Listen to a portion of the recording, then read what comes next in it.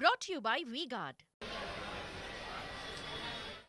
2014 ત્યારબાદ 2019 અને હવે 2024નો આ મહાસંગ્રામ. મોદી અગાઉ 2 વખત વારાણસીથી ઉમેદવારી નોંધાવી ચૂક્યા છે.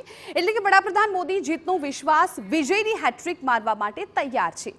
2014માં પ્રથમવાર મોદીએ વડાપ્રધાન અને વારાણસી એમ 2 જગ્યાએથી નોંધાવી હતી ઉમેદવારી અને બંને બેઠકો પરથી તેઓ રેકોર્ડ બ્રેક સરસાઈ સાથે જીત્યા હતા અને વડાપ્રધાન બન્યા હતા. અને ત્યારબાદ બીજી વખત 2019માં પણ મોદીએ વારાણસી પર પસંદગી ઉતારી હતી અને જંગી બહુમતી સાથે તેઓ જીત્યા હતા.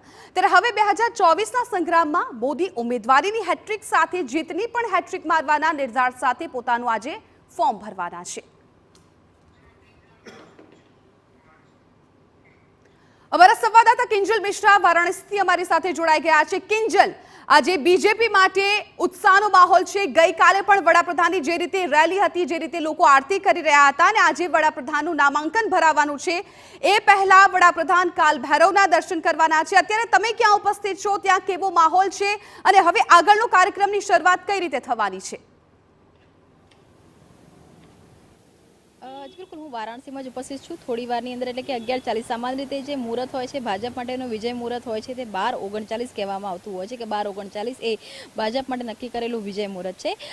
ગઈકાલથી જ્યારથી 11:40ના મુહૂર્તની વાત આવતી હતી ત્યારથી એક ગણગણાટ હતો એ વારાણસીમાં પણ શરૂ થઈ રહ્યો હતો કે શા માટે વડાપ્રધાન એ 11:40ના મુહૂર્તની અંદર ફોર્મ ભરી રહ્યા છે. ત્યારે ભાજપના જે નેતાઓ છે તેમનું માનવું હતું કે 11:40 એ સૌથી મહત્વનું મુહૂર્ત આજના દિવસનું છે. એની માટે આ જે ફોર્મ છે તે 11:40 ભરાઈ રહ્યું છે. જો આજની વાત કરવામાં આવે તો આજે એક બેઠક પણ છે. બેઠક પણ ફોર્મ ભર્યા બાદ વડાપ્રધાન છે તે લેવાના છે. આજે એકનાથ શિંદે હોય કે પુષ્કર ધામી હોય કે ભજનલાલ શર્મા હોય, દેવેન્દ્ર ફડણવીસ હોય કે પછી મોહન યાદવ હોય, સમ્રાટ ચૌધરી હોય, આ તમામ જે લોકો છે આ તમામ લોકોને આમંત્રણ આપવામાં આવ્યું છે. આ તમામ લોકો છે, આ તમામ જે નેતાઓ છે, એનડીએ અલાયન્સના પણ કેટલાક નેતાઓ છે તે પણ આજે અહીંયા આવવાના છે. અને તમામ જ્યારે ફોર્મ ભરાઈ જાય ત્યારબાદ એક જે બેઠક છે તે બેઠકનું આયોજન છે તે કરવામાં આવ્યું છે. રુદ્રાક્ષ સેન્ટર ખાતે ફોર્મ ભરાયા બાદ જે બેઠક છે તેનું આયોજન થશે.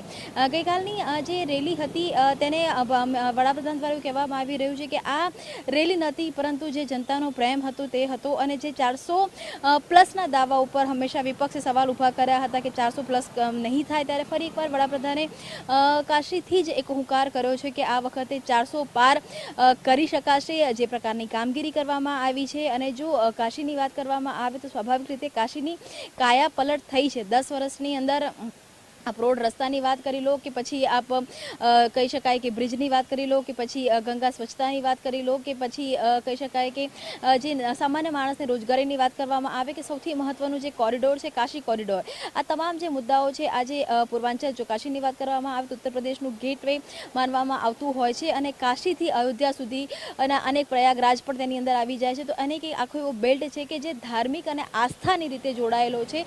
અને ભાજપનું એવું પૂરેપૂરું માનવું છે કે જ્યારે આ પૂર્વાંચલ, જ્યારે યુપીના અંદર પણ વેસ્ટર્ન યુપીથી લઈને પૂર્વાંચલ સુધીનો અલગ અલગ વિભાગ છે, અલગ અલગ ભાગમાં યુપી વહેંચાયેલું છે, જ્યારે પૂર્વાંચલમાં હંમેશા ભાજપની પકડ રહી છે. અને એ જ કારણ છે કે રોડ શો પણ થયો. રોડ શો બાદ હવે જે કાર્યક્રમો વડાપ્રધાનના યોજાઈ રહ્યા છે અથવા તો યોગી આદિત્યનાથના યુપીમાં યોજાઈ રહ્યા છે કાર્યક્રમ સભા, તેની અંદર આજે તમામ આગળ પણ આપણી પાસેથી અપડેટ્સ મેળવતા રહીશું. Brought to you by V-Guard.